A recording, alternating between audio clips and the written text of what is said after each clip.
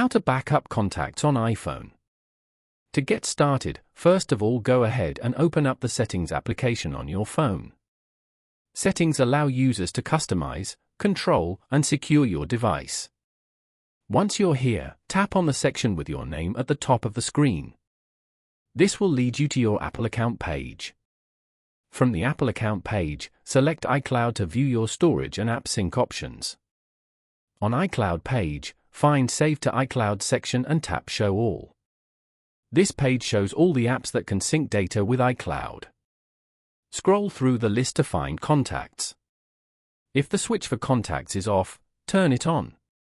This will ensure the backup of iPhone contacts to iCloud is active and is updating automatically in the background. Following these steps, you can easily back up iPhone contacts to iCloud. Thank you for watching. Please leave a like if this tutorial helped you, or leave a comment below if you have any questions related to the video.